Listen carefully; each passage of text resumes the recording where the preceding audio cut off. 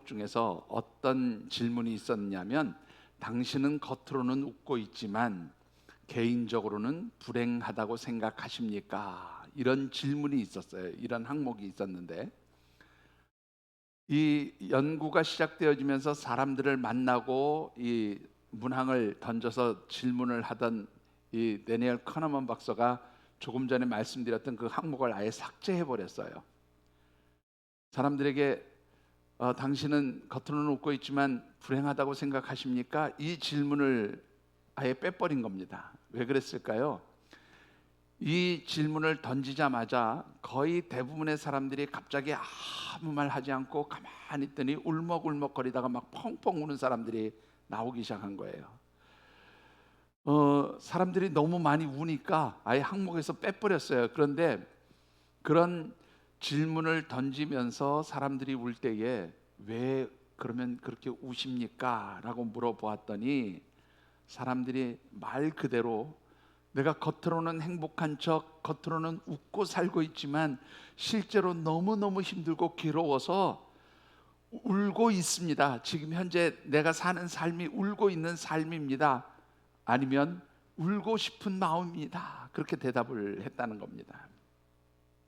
데니얼 카너먼 교수가 이 연구를 하면서 나중에 발표를 하는데, 연구 결과를 발표하는데, 이 연구를 통해서 한 가지 깨달은 것이 있습니다. 그렇게 이야기를 합니다. 그게 뭐냐면, 얼마나 많은 사람들이 속으로 눈물을 삼키며 살아가고 있는지 그것을 알게 되었습니다. 사람들은 자신이 처한 상황과 사회적인 지위, 체면 때문에 여러 가지 힘들고 어려운 현실들을 감추고서 아무것도 아닌 것처럼 그렇게 웃고 살고 있지만 정작 속으로는 울면서 살고 있는 것이 오늘 이 시대를 살아가는 현대인들의 모습입니다. 그렇게 이야기를 합니다. 여러분들은 어떻습니까? 여러분들은 겉으로나 속으로나 늘 하나님께서 주신 하늘의 풍성한 기쁨이 있기 때문에 웃으면서 감사하면서 기쁨으로 살아가십니까? 아니면 너무너무 힘들고 어려워서 울고 싶은데, 겉으로는 웃고 있지만 너무너무 힘들고 어려워서 울고 싶은데 사회적인 지위, 체면 또는 남들 앞에서 자존심 상하는 것 때문에 울 수 있는 힘조차 잃어버리고 그렇게 살고 있는지 한번 돌이켜 생각해 보시기 바랍니다. 며칠 전에 한 경제 전문가로 할 수 있는 분을 만났습니다. 이분은 세상에서 유명한 분은 아니지만 나름대로 경제를 공부한 분이고 또 경제 분야에서 굉장한 해박한 지식을 가지고 있는 그런 분이기도 합니다. 이분하고 대화를 나누는 중에 이런 이야기를 들었습니다. 코로나 이후에 우리나라를 비롯해서 전 세계의 경제적 상황이 굉장히 어렵고 여전히 그 어려움이 지속되고 있지만 아마 올해 말쯤이나 시간이 조금 흘러가면 경제가 점차적으로 안정되어질 것이다.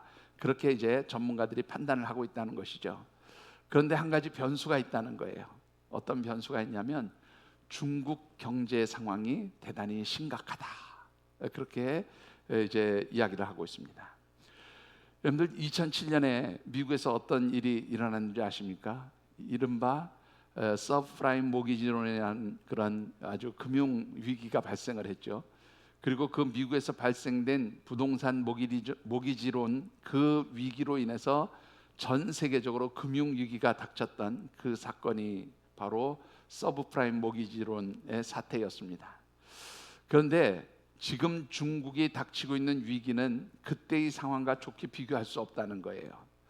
오늘 아침에도 제 핸드폰에 실시간으로 중요한 뉴스가 이렇게 딱딱 올라오는 그런 이제 있어서 오늘 아침에도 말씀 묵상하면서 있는데 아침 새벽에 기사가 하나 떴어요. 조선일보 기사가 떴는데 중국 경제 심각하다는 거예요. 특별히 중국 경제가 겉으로는 그냥 버티고 있지만 실제적으로는 부동산 시장이 침체되고 기업들의 부채 리스크를 안고 있고 외환 불안, 중국 내의 사회적인 혼란 등으로 인해서 아주 심각한 위기에 처해 있다. 그렇게 분석들을 하고 있습니다.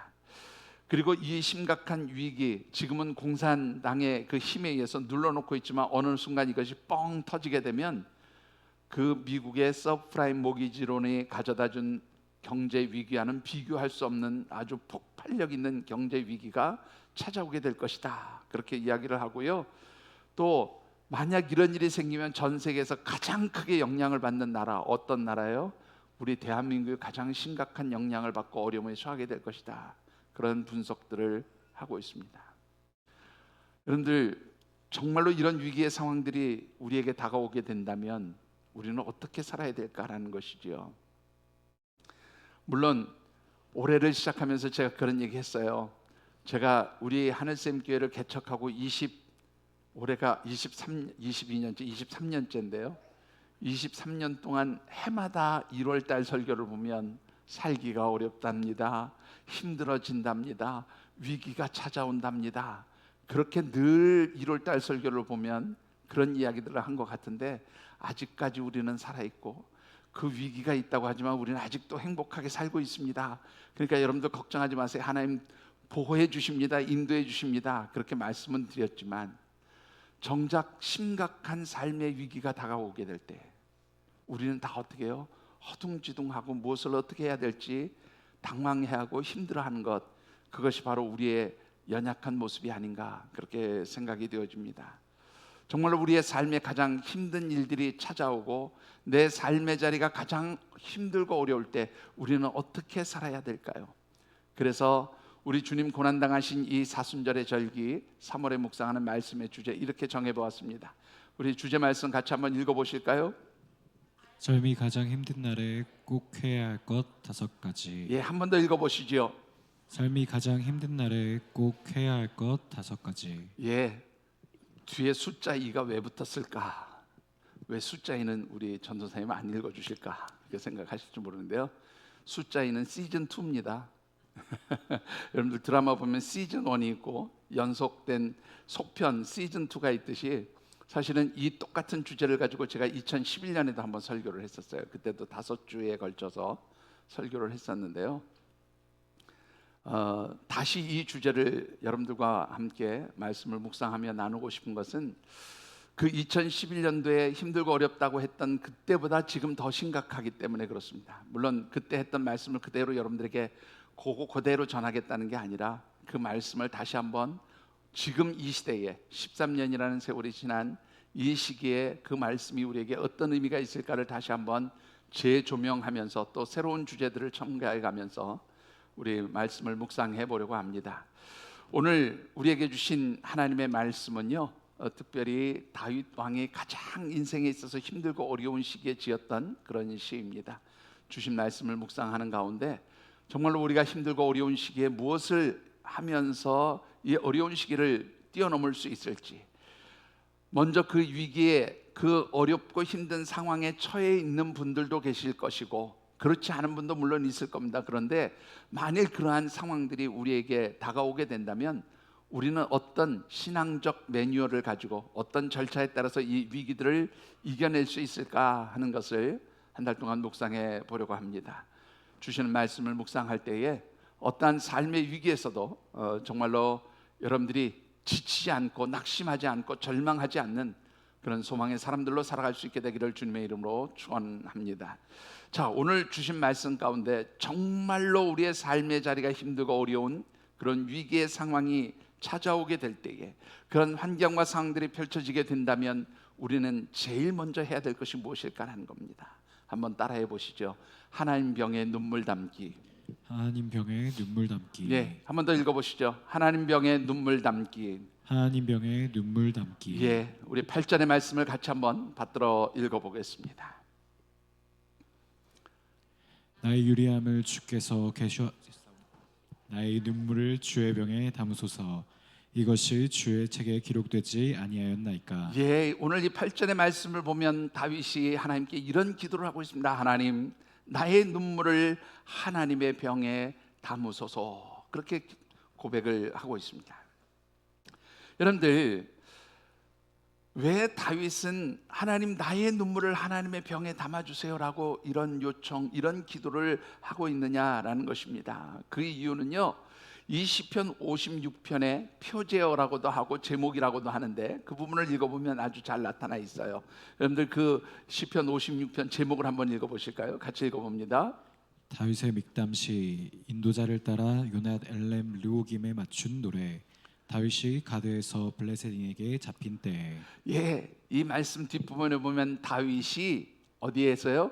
가드에서 블레셋 사람들에게 사로잡혔던 때에 지은 시라, 그렇게 기록을 하고 있습니다. 여러분들이 잘 아시는 대로 이 시는요, 다윗이 사울 왕에게 쫓김을 당하는 그런 상황에서 목숨이 위태롭고 그래서 블레셋 땅으로 도망갔던 시기에 벌어졌던 일을 기록한 그런 배경으로 지어진 시입니다. 우리가 잘 아는 대로 다윗이 이제 그 블레셋의 맹장이죠, 용장인 골리앗을 죽이고 나서 백성들 사이에서 다윗의 인기가 올라가기 시작합니다. 백성들이 다윗을 좋아하고 인기가 올라가니까 이를 시기했던 사울 왕은 다윗을 죽이려고 하는데, 이 다윗을 죽이려고 하는 사울 왕의 추적과 그 죽이려고 하는 계략이 얼마나 집요하고 끈질긴지 다윗은 더 이상 견딜 수가 없었어요. 피하다 더 이상 도망갈 데가 없다고 생각한 다윗이 결국 몸을 피한 곳이 어디냐면 적국이라고도 할 수 있고 원수의 나라라고 할 수 있는 블레셋 가드 땅에 있는 아기스 왕에게 몸을 피하게 됩니다. 여러분들, 이 블레셋이라고 하는 나라는 요즘으로 얘기하면 부족 연합 국가예요. 여러 개의 성들이 모여서 하나의 나라를 이루고 있고 각 부족에는 또 각각의 왕이 있는데요. 특별히 이 블레셋 가드 땅 아기스 왕이 살고 있는 그곳은 다윗에게 있어서는 더 사실은 위험한 장소였어요. 왜 그런가 하면 다윗이 죽인 골리앗이 바로 이 블레셋 가드 출신입니다. 그러니까 여러분들 한번 생각해 보세요. 다윗이 자기가 죽인 골리앗의 출신지로 몸을 피해서 나 좀 살려주세요, 내 생명을 좀 지켜주세요, 나를 좀 보호해 주세요, 그런 일을 했다라는 것입니다. 여러분들 같으면 내가 죽인 원수의 나라에 가서 나 좀 살려주세요, 나 좀 보호해 주세요, 그렇게 하시겠어요? 얼마나 여러분들 긴박한 상황이었으면, 얼마나 도망갈 데가 없었으면 내가 죽인 원수 골리앗의 출신지인 그 나라에 가서 몸을 의탁했겠냐라는 겁니다. 여러분들, 이런 다윗의 상황들을 아주 분명하게 말씀해 주고 있는 것이 56편 제목에 다시 한번 보시면 잘 나타나 있습니다. 같이 한번 다시 읽어보시죠. 제목을. 다윗의 믹담시 인도자를 따라 요낫 엘렘 르호김에 맞춘 노래. 예, 거기까지만 읽으시죠. 요낫 엘렘 르호김에 맞춘 노래, 그렇게 되어 있는데요.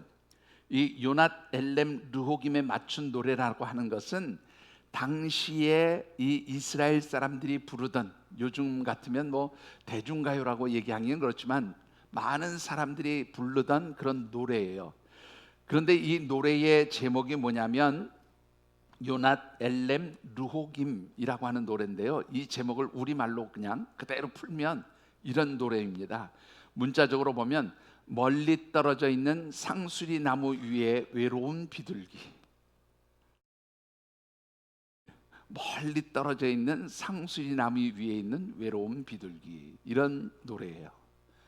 그러니까 이 노래가 아마 보기에는 굉장히 그 한 마리의 비둘기가 외롭고 홀로 그렇게 적적하게 있는 모습을 노래한 그런, 아마 요즘으로 얘기하면 대중가요 같은 거였던 것 같아요.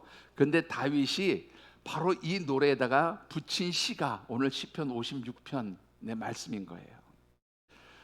여러분들, 무슨 뜻인지 이해하겠습니까? 마치 외로운 비둘기처럼 자신의 상황이 더 이상 누구에게 의지할 데도 없고 더 이상 도와줄 사람도 없고, 그래서 너무너무 절박하고 고독한 상황에서 이제는 더 이상 내가 해볼 수 있는 것이 없습니다.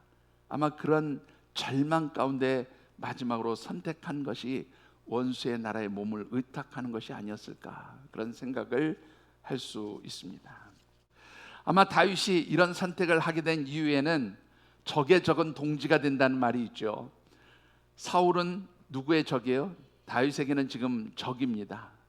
그리고 블레셋 사람들에게 있어서도 사울은 적국 나라의 왕이에요.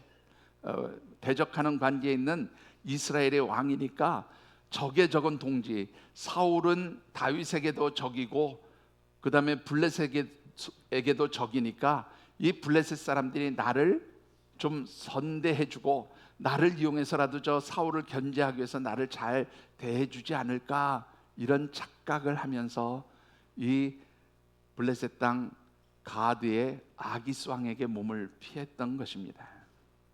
그런데 여러분들, 이 다윗의 선택이 얼마나 착각이었는가가 사무엘상 21장 10절에서 15절 사이에 너무 잘 나타나 있어요. 여러분들, 블레셋 가드왕 아기스와 그의 신하들이 다윗이 딱 오니까 이 아기스 왕의 신하들이 무슨 얘기예요? 폐하, 저놈 우리의 영웅이자 우리의 용맹한 장수 골리앗을 죽인 놈입니다. 저놈이 얼마나 인기가 있는지 아시지 않습니까? 사울은 천천인데 저 녀석은 만만이라고 얘기했던 사람입니다.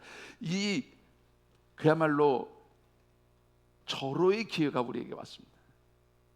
그야말로 스스로 죽겠다고 호랑이 굴에 들어왔는데 죽여야 됩니다. 그렇게 아기스 왕에게 간언을 합니다. 간언을 해요.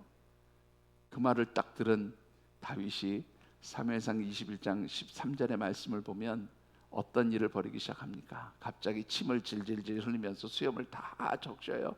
그리고 미친 사람 흉내를 내기 시작합니다.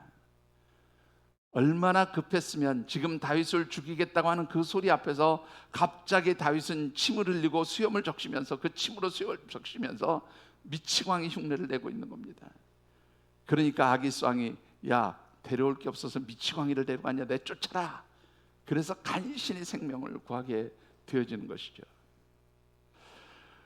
여러분들, 한마디로 말하면 다윗의 생애 중에서 많이 힘들고 어려웠던 일들이 있었지만 아마 이 블레셋 땅 가드의 몸을 피하고 그래서 거기에 가드 왕 아기스와 그 신하들에게 목숨을 위협받던 그 시기는 다윗의 생애 중에서도 가장 힘들고 가장 어렵고 가장 고통스러웠던, 누구도 바라볼 수 없고 도와줄 사람 없는 고독한 그런 상황 가운데서 그야말로 그렇게 힘들고 어려웠던 시기가 아니었을까 생각해 봅니다.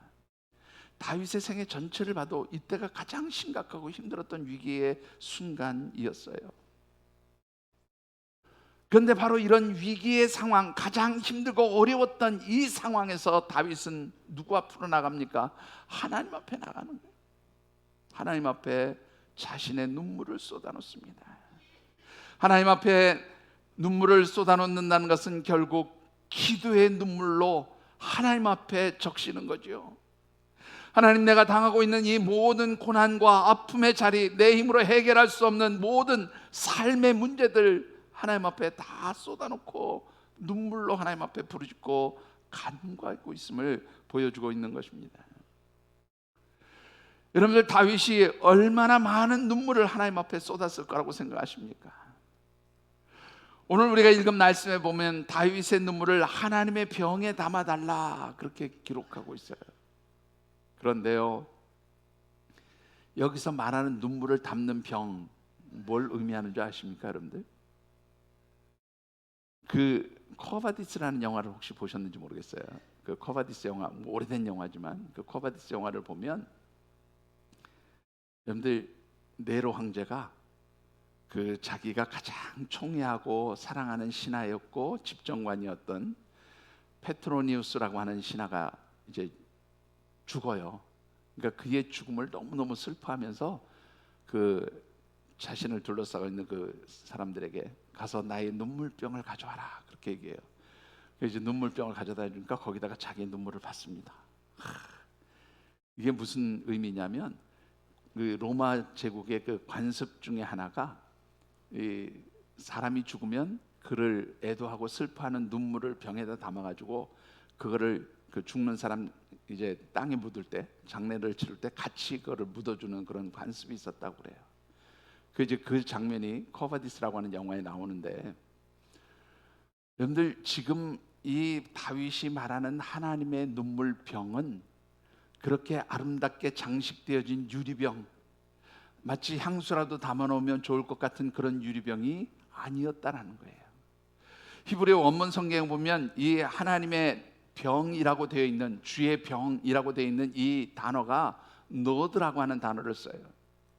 이 노드라고 하는 단어는 뭐냐면, 여러분들 이스라엘 백성들이 1년 농사를 지어서 포도주를 담그면 포도주를 담아놓거나 혹은 우유를 담아놓거나 혹은 기름을 짜서 담아놓는 커다란 양 가죽 부대를 의미합니다. 조그마한 물병이 아니에요. 커다란 양 가죽 부대에 거기에 자기의 눈물을 담아달라고 그렇게 이야기하고 있는 것이죠. 그렇다고 한다면 본문에서 다윗이 얼마나 많은 눈물을 하나님 앞에 흘리고 부르짖고 간구했는지 그것을 상징적으로 지금 하나님 앞에 이야기하고 있는 거예요. 하나님, 내가 너무너무 힘듭니다. 하나님, 내가 너무너무 고통스럽습니다. 그래서 하나님 앞에 펑펑 우는 거예요. 펑펑. 그 눈물의 양이 조그만 물컵, 조그만 유리병에 담겨질 양이 아니라 커다란 가죽 부대에 가득 채워질 만큼 그렇게 자신이 눈물을 쏟고 기도했다라고 그렇게 지금 고백하고 있는 것이죠. 여러분들 어떻습니까? 다윗이 하나님, 나의 눈물을 하나님의 병에 담아 주십시오라고 요청하는 이 말씀 앞에서 여러분들이 감당할 수 없는 고난을 만났을 때, 때로는 내 힘과 능력으로 해결할 수 없는 삶의 문제들을 부딪혔을 때에 얼마나 하나님 앞에 많은 눈물을 흘리면서 그렇게 기도하셨느냐 하는 것입니다. 그런데 사람들이 일반적으로 눈물에 대해서 가지는 생각이 있습니다. 특히 우리 한국 사람들 그런 말 잘하는데요. 남자아이들이 울면 사내 자식이 뭘 울어? 그렇게 야단을 칩니다. 무슨 뜻일까요? 눈물을 흘리는 사람은 약한 자들이라는 생각입니다. 눈물은 약한 사람만이 흘리는 것이라고 그렇게 생각을 하기 때문에 눈물 흘리는 것을 부끄럽게 생각합니다. 그런데 여러분들 반드시 기억하셔야 될 것이 있습니다. 우리가 하나님 앞에서 흘리는 눈물은 우리를 절대로 연약한 존재로 만들지 않는다라는 것입니다. 여러분들, 나중에 다시 한번 말씀드리겠지만 하나님 앞에서 우는 사람은요, 세상 앞에서 당당해질 수 있어요. 하나님 앞에서 우는 사람은 세상 사람들 앞에서 떳떳하고 당당하게 살아갈 수 있는 줄 믿으시기 바랍니다. 여러분들, 이 다윗이 하나님 앞에 자신의 눈물을 쏟아놓으면서 하나님, 나의 눈물을 하나님의 병에 담아 주십시오라고 그렇게 요청한 이유가 뭘까요, 여러분들? 오늘 다윗이 하나님 앞에 나의 눈물을 하나님의 병에 담아달라고 그렇게 요청한 데는 두 가지 이유가 있었음을 보게 됩니다. 자, 어떤 이유일까요? 그 첫 번째 이유가 8절에 잘 나타나 있습니다. 우리 8절을 다시 한번 같이 받들어 읽어보십시다. 나의 유리함을 주께서 계수하셨사오니 나의 눈물을 주의 병에 담으소서. 이것이 주의 책에 기록되지 아니하였나이까. 보시면 다윗이 이렇게 얘기합니다. 나의 유리함을 주께서 계수하셨습니다. 이 계수했다는 말은 사파르라고 하는 히브리어를 사용하고 있는데요, 이 단어는 무슨 뜻인가 하면 수를 세다, 말 그대로 수를 세웠다 그런 뜻도 있고요, 자세히 살펴보셨다 그런 뜻도 있어요. 살피다, 자세히 살펴보다 그런 뜻도 있어요. 즉 다윗은요, 지금 자신이 처해 있는 모든 사정과 형편들을 하나님이 어떻게 다 헤아리고 살피시고 계시는 분입니다 라고 고백하고 있는 거죠. 하나님께서는 왜 다윗이 원수의 나라 그 골리앗의 출신지인 블레셋 가드 땅 아기스 왕에게 가서 몸을 피할 수밖에 없었는지, 사울 왕에게 어떤 일을 당했는지, 그래서 어떻게 도망자로 이리저리 떠돌아다니면서 더 이상 도망갈 데가 없어서 그렇게 고통스럽게 원수의 나라로 몸을 피했는지, 그 다윗이 처한 모든 상황과 환경과 형편들을 하나님 다 알고 계신다고 그렇게 고백하고 있는 것이죠. 뿐만 아니라 하나님은 내가 흘린 눈물의 의미를 아시는 분입니다. 하나님, 내 이 눈물 속에 담겨진 그 나의 아픔, 나의 상한 마음들, 내가 어떤 상황에서 이렇게 눈물을 흘릴 수밖에 없는지 하나님 그 눈물의 의미를 아십니다. 그렇게 고백하고 있는 거예요. 더 나아가서 하나님, 내가 지금까지 흘린 눈물의 양을 하나님이 계수하셨잖아요. 하나님, 내 눈물이 얼마나 많은 눈물이 있었는지 하나님 알고 계시잖아요. 바로 그것을 이야기하고 있는 겁니다. 그래서 다윗은 하나님께 그렇게 기도하는 거죠. 하나님, 내 눈물을 하나님 병에 담아 주시옵소서. 이 말은 무슨 뜻입니까? 마치 우리가 추수를 해서 기름을 짜면 그 기름을 가죽 부대에 담고 소중하게 보관하는 것처럼, 포도주를 소중하게 보관하는 것처럼, 그리고 갓 짜낸 우유를 그 가죽 부대에 잘 보관하는 것처럼, 하나님, 내 눈물이 담겨진 이 눈물, 이 가죽 부대를 하나님 정말로 귀하게 여겨주십시오. 소중하게 여겨주십시오. 하나님, 내 눈물을 하나님 잊지 마시고 하나님 책에 기록해 놓듯 그렇게 나의 눈물을 기억해 주세요 라고 그렇게 간구하고 있는 것입니다. 이런 다윗의 고백은 분명합니다. 하나님은 나를 아시는 분이십니다. 여러분들 어떻습니까? 여러분들이 하나님 앞에 눈물을 흘릴 때 하나님께서는 여러분들의 눈물을 절대로 가볍게 보시는 분이 아닙니다. 하나님께서 여러분들의 눈물을 정말로 소중하게 여기시고 그 눈물의 의미를 기억하시면서 하나님께서 여러분들의 눈물에 합당한 그런 역사를 이루어 주실 줄 믿습니다. 이런 다윗의 고백은요, 히스기야 왕의 기도를 생각나게 합니다. 열왕기상 20장의 말씀을 보면 히스기야 왕이 중병에 걸립니다. 하나님께서는 선지자 이사야를 통해서 뭐라고 얘기합니까? 너 이제 죽었다. 삶을 정리해라. 삶의 자리를 정리해라. 그럴 때 히스기야가 어떻게 합니까? 자신의 얼굴을 벽에 마주대고 앉아서 하나님 앞에 눈물로 기도하며 하나님의 은혜를 구합니다.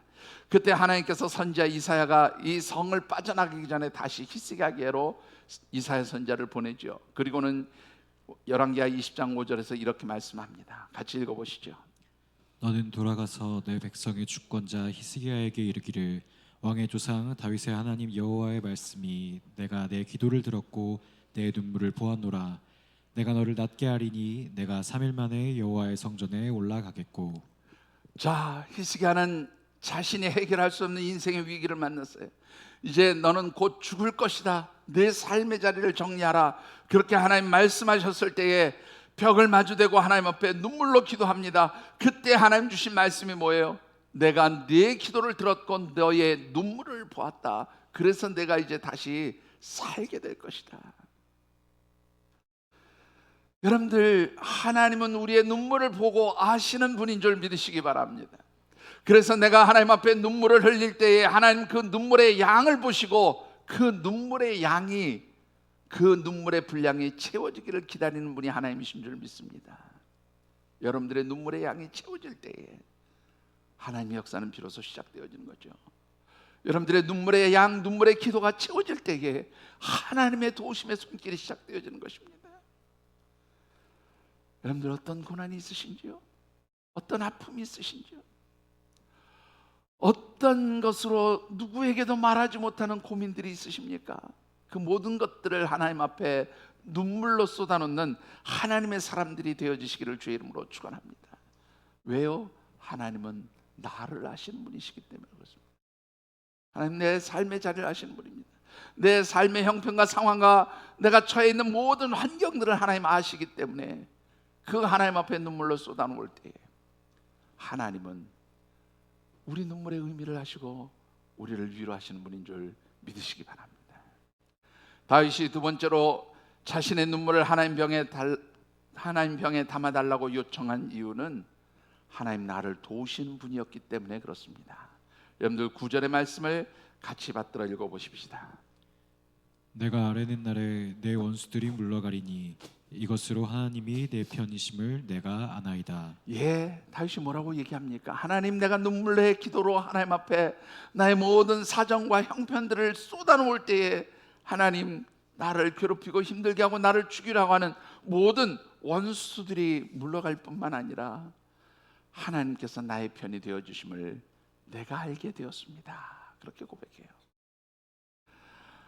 여러분들, 다윗은 사울뿐만이 아니라 블레셋 땅에서조차 정말로 자신을 죽이려고 하는 사람들 때문에 위기의 상황은 계속되었지만 눈물의 기도를 그치지 않고 계속할 때에 하나님께서 그 기도를 드시고 모든 원수들을 물리쳐 주셨습니다.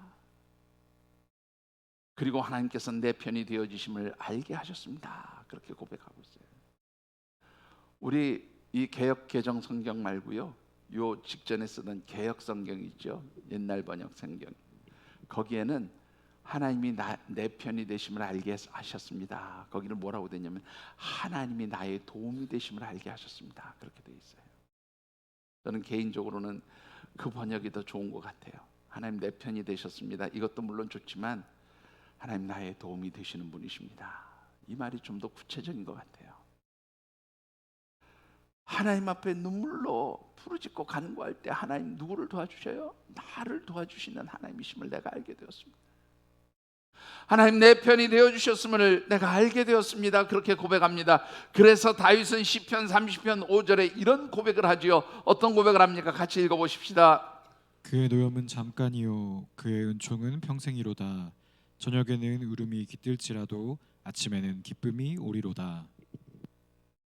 여러분들, 이 말씀은요, 설사 내가 지은 죄로 인해서 고난을 당하게 될지라도 나의 죄로 인한 하나님의 노하심은 얼마라고요? 잠깐이고 하나님께서 베풀어 주시는 은총은 평생 나를 떠나지 않을 것입니다.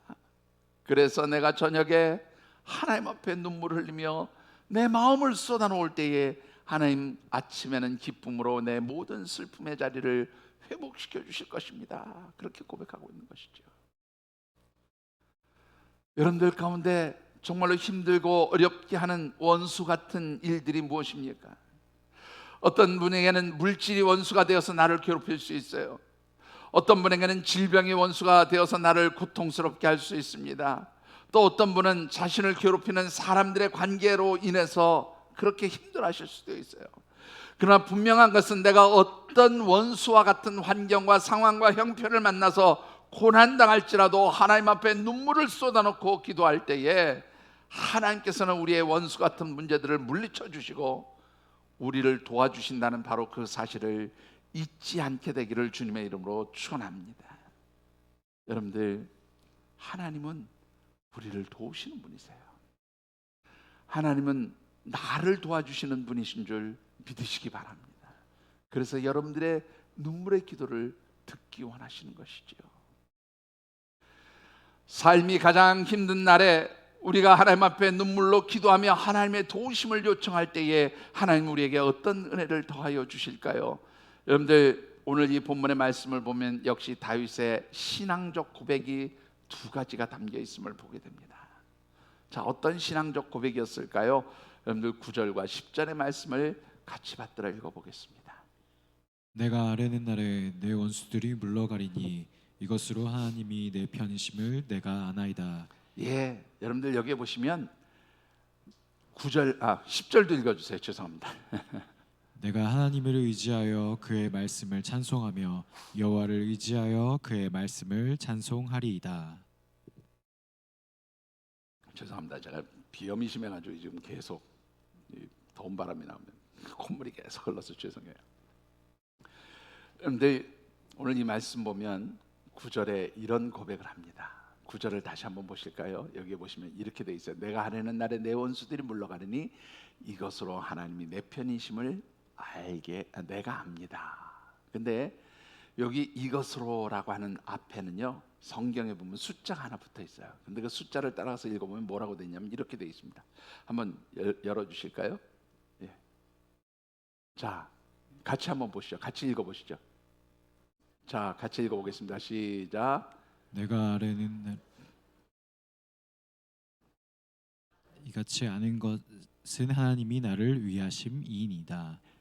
여러분들, 이같이 아는 것은 하나님이 나를 위하심입니다. 하나님이 내 편이신 것을 안다라는 이 말을 다른 성경, 다른 번역으로 보면 하나님이 나를 위하시는 분임을 내가 알게 되었습니다. 그런 말이에요.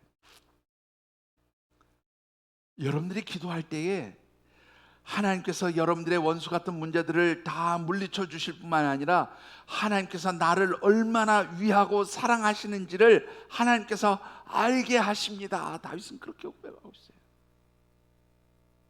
여러분들, 하나님께서 여러분들을 위하시고 사랑하는 줄 믿으십니까? 예. 여러분들이 눈물로 기도하면 하나님 그것을 보여주셔요. 알게 해주셔요.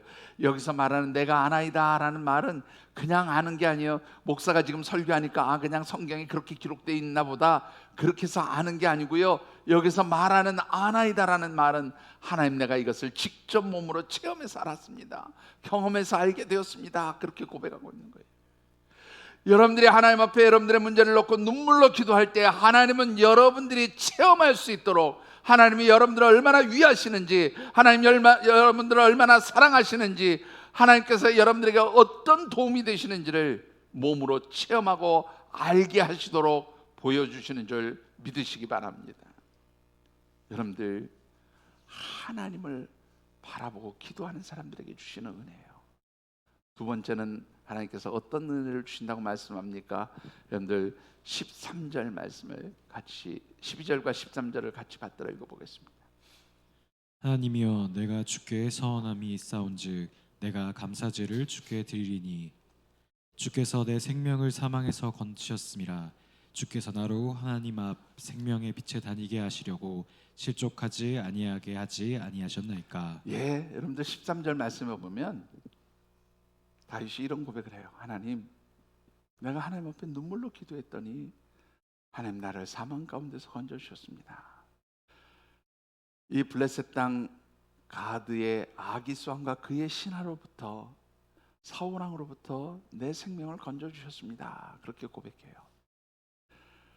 그런데 여러분들, 여기서 건지다라는 말이 참 재밌는 단어인데요, 히브리어로 보면 나찰이라고 하는 단어를 쓰거든요.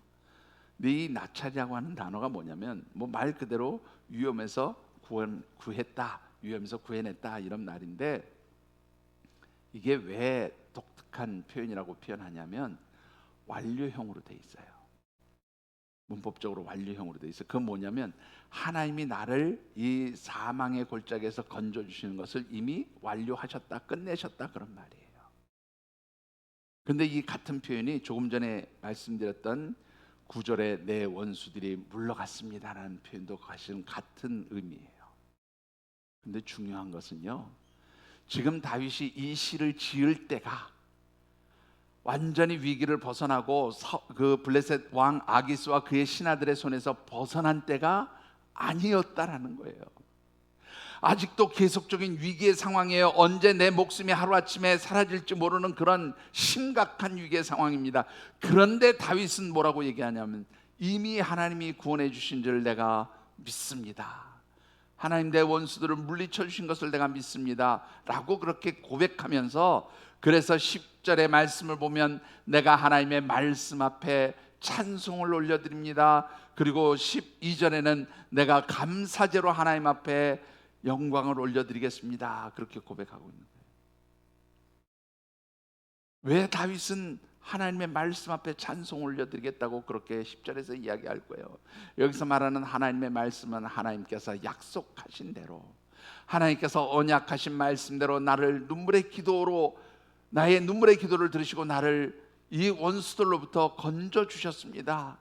그 약속하신 말씀대로 내가 이루어짐을 믿고 하나님의 말씀 앞에 찬양을 올려드립니다, 그런 말이에요. 또한 아직 내가 이 사망의 골짜기에서 아직 완벽하게 벗어나지 못했지만 이미 하나님께서 이루어 주심을 믿고 하나님, 내가 감사의 제사로 하나님께 영광을 올려드리겠습니다, 이렇게 고백하는 것이죠. 여러분들, 다윗은 아직 위기의 상황이 있지만 하나님 앞에 눈물을 쏟아놓으며 눈물의 기도로 내 눈물을 하나님께서 하나님 병에 담아주시기를 간구할 때에 하나님은 내 삶의 모든 위기로부터 나를 건져주시고, 나를 그 사망의 골짜기로부터 건져주시고, 나를 도우시고 나를 위하시고 나를 사랑하시면서 붙들어 주시는 분임을 분명하게 고백하고 있다는 사실입니다. 여러분들, 다윗에게만 주시는 은혜가 아니라 우리 모두에게 주시는 하나님의 은혜인 줄 믿으시기 바랍니다. 말씀을 맺습니다. 사실은 다른 이야기를 하려고 준비했는데 말씀을 증거하는 가운데 하나님 주신 감동이 있어서 바꿨어요. 이 이야기를, 원고에 있는 이야기를 다른 이야기로 바꿨는데 우리 교회 이야기로 바꿨어요. 뭐 몇 번 들으신 분들도 있을 것이고 또 알고 계시는 분도 있지만 우리 교회가 2013년 3월 마지막 주일, 그때도 부활주일이었어요. 그날 본당에서 첫 예배를 드렸습니다.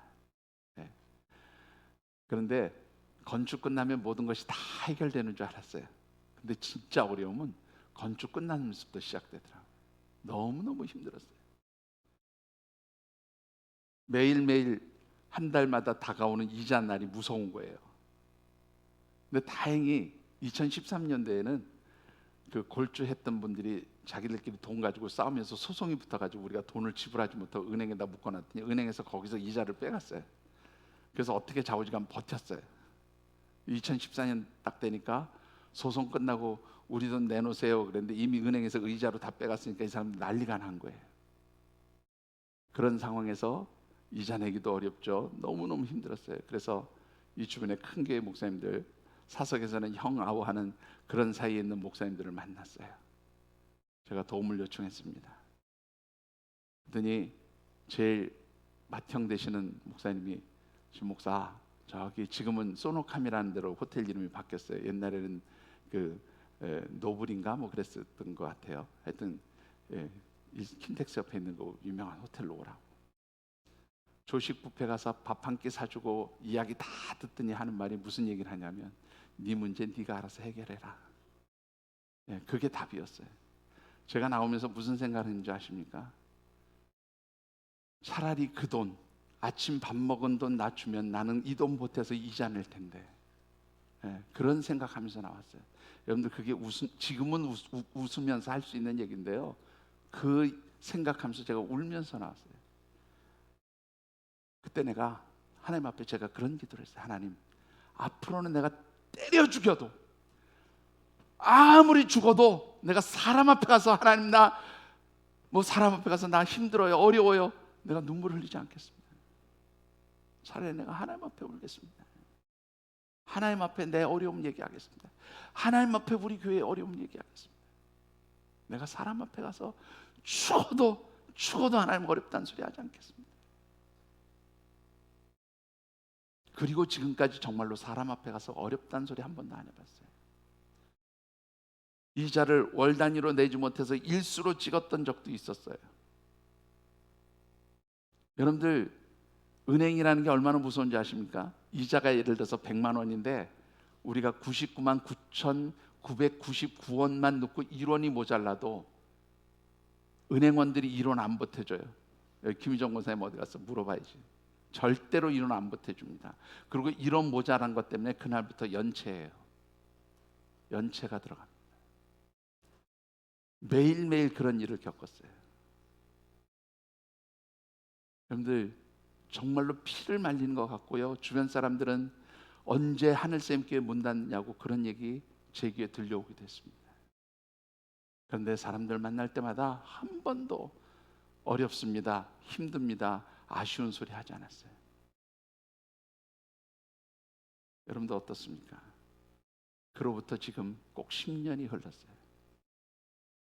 지금 우리 교회가 다들 힘들고 어려우니까 그만큼 힘들고 어려운 정도는 우리도 있어요. 그런데 하나님 우리 교회가 지금까지 망하게 하시지 않았어요. 문 닫게 하시지 않았어요. 오히려 그 어려운 과정에 부채를 오히려 줄이게 하셨어요. 거의 1년에 1억 가까이씩 줄이게 하셨어요. 제가 했습니까? 여러분들이 했습니까? 저는 그렇게 생각하지 않아요. 하나님 하신 일이에요. 하나님 앞에서 오니까 세상 사람들 앞에 가서 사람들 앞에서 부끄럼 당하지 않게 하셨어요. 2016년 1월부터 그 이후 지금까지 정말로 우리가 죽을 만큼 힘들어 본 적이 없어요. 여러분들 제가 왜 이 말씀을 드린 줄 아십니까? 하나님 앞에 가서 울면 하나님은 세상 앞에서 당당하게 살아가도록 하나님께서 도와주시는 줄 믿으시기 바랍니다. 하나님 앞에 가서 여러분들의 눈물을 쏟아놓으면 하나님께서 세상 앞에 나갈 때는, 세상 사람들 앞에 갈 때는 여러분들이 정말로 당당하게 설 수 있도록 그렇게 하나님 여러분들을 세워주시는 줄 믿습니다. 여러분들 그렇게 힘들고 어려웠는데도요, 다른 친구 목사들이나 후배 목사들이나 선배 목사님들이 보면 늘 그런 얘기했어요. 어떻게 신 목사는 얼굴이 점점 좋아지냐? 볼 때마다 너는 얼굴에 빛이 난다. 참 남 속은 모르고 그런 소리 할 때 속 터지죠. 속 터져요. 근데 하나님 앞에 약속한 대로 했어요. 하나님, 내가 절대로 사람 앞에서 죽는 소리 하지 않습니다. 사람 앞에서 힘들다 소리 하지 않겠습니다. 눈물 흘리지 않겠습니다. 그 눈물, 그 힘든 소리, 그 모든 속상함 하나님 앞에 쏟아놓겠습니다. 여러분들, 이게 하나님의 능력이에요. 하나님 앞에서 눈물의 기도를 쏟는 사람은 세상 앞에서 당당해집니다. 하나님 앞에서 우는 사람은 세상에서 당당해진다는 사실을 여러분들 꼭 기억하시기 바랍니다. 이 주제가 사실은 2014년 제가 그 일을 당하고 나서 한 달 동안 시리즈 설교로 그런 설교를 했어요. 하나님 앞에서 우는 사람은 세상에서 당당해집니다. 그런 시리즈로 설교를 했었던 적이 있었어요. 여러분들, 하나님 앞에 우시기를 바랍니다. 하나님 앞에 무릎 꿇고 울면 하나님 여러분들의 기도를 들으시고 여러분들의 울음이, 여러분들의 눈물이 정말로 하나님의 기쁨이 되게 하시는 줄 믿으시기 바랍니다. 기도하겠습니다.